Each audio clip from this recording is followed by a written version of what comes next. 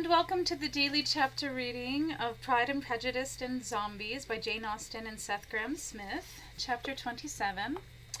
With no greater events than these in the Longbourn family, and otherwise diversified by little beyond the walks to Meryton, less often interrupted by zombies on account of the hardened earth of winter, did January and February pass away. March was to take Elizabeth to Hunsford. She had not at first thought very seriously of going thither, but Charlotte, she soon found, was struggling to keep the loss of her senses, and Elizabeth thought it an appropriate tribute to their former friendship to see her one last time. She found that absence, as well as pity, had also weakened her disgust of Mr. Collins. The journey would moreover give her peep at Jane, and, in short, as the time drew near, she would have been very sorry for any delay. Everything, however, went on smoothly and was finally settled. She was to accompany Sir William and his second daughter. The improvement of spending a night in London was added in time, and the plan became perfect as a plan could be. The farewell between herself and Mr. Wickham was perfectly friendly. On his side even more.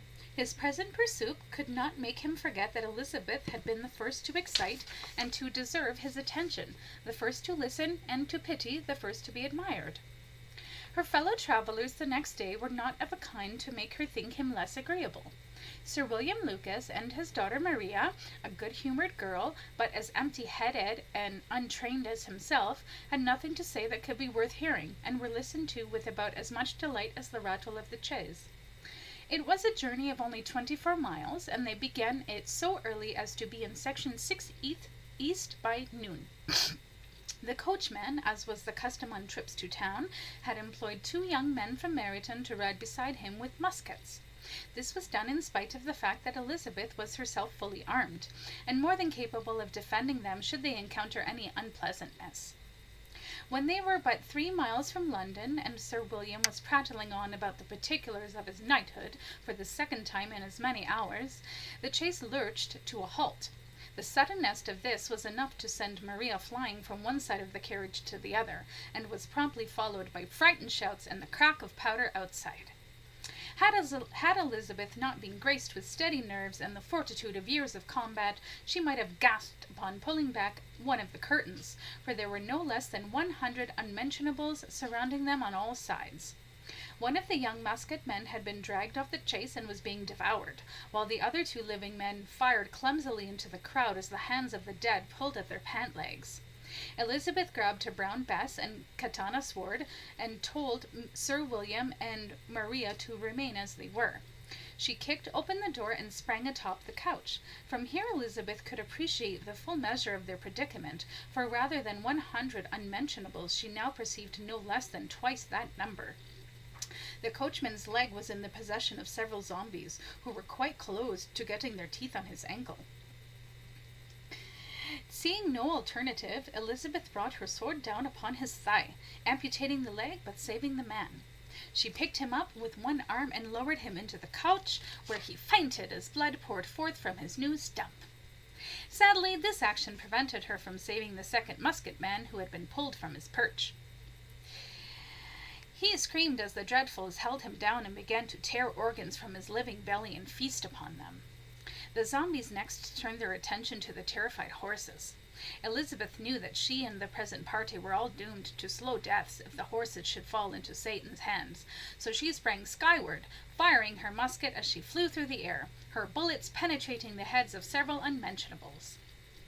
She landed on her feet beside one of the horses, and with her sword began cutting down the attackers with all the grace of Aphrodite and all the ruthlessness of Herod. Her feet, fists, and blade were too swift for the clumsy horde, and they began to retreat. Seeing her chance, Elizabeth sheathed her katana, sprang into the driver's box, and grabbed the reins. The zombies had already begun to regroup as she cracked the coachman's whip, driving the horses forward and carrying them down the road at a rather unsafe speed until she was satisfied that the danger had passed. Shortly thereafter, they approached the southern face of London's wall. Though she had once walked upon China's Great Wall, Elizabeth was none the less impressed whenever she had occasion to lay eyes upon Britain's barrier. Considered alone, each section offered little to boast of. The wall was similar in height and appearance to that of many older castles, and punctuated by the occasional gorge tower or cannon port. But considered as a whole, the wall was so massive as to defy the notions of what was possible with human hands. Elizabeth brought the carriage to a halt at the southern guard tower. A dozen or more chaises were stopped ahead of them, waiting as the guards searched for contraband and made certain that none of the passengers showed signs of the strange plague. Sir William poked his head out and informed Elizabeth that the coachman had died, and asked if she thought it appropriate to leave his body beside the road. As they drove to Mr. Gardiner's door, Jane was at a drawing-room window watching their arrival. When they entered the passage, she was there to welcome them, surprised by the sight of Elizabeth in the driver's box. Elizabeth's spirits lifted at the sight of her sister, who looked as healthy and lovely as ever. She relayed the details of their unhappy journey as swiftly as she could, and begged they speak no more of it, except to say that she had never seen such a number of unmentionables together in the country, and wonder why so many would attack a single chaise. The day passed most pleasantly away, the morning in bustle and shopping, and the evening as at one of the theatres. Elizabeth then contrived to sit by her aunt. Their first object was her sister, and she was more grieved than astonished to hear, in reply to her minute inquiries, the thought that Jane always struggled to support her spirits. There were periods of dejection. It was reasonable, however, to hope that they would not continue long.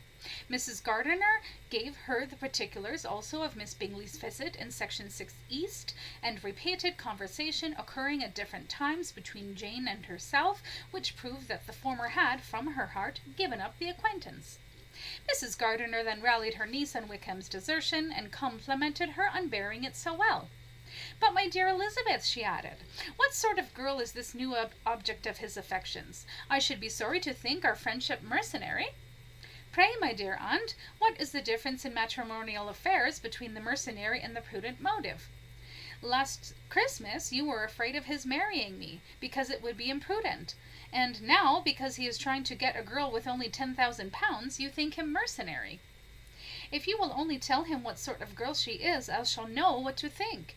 She is a very good kind of girl, I believe. I know no harm of her." Before they were separated by the conclusion of the play, Elizabeth had the unexpected happiness of an invitation to accompany her uncle and aunt in a tour of pleasure which they proposed taking in the summer.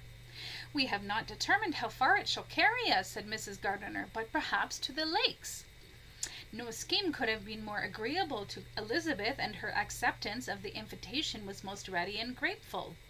"My dear, dear aunt," she rapturously cried, "what delight! What felicity! You give me fresh life and vigor.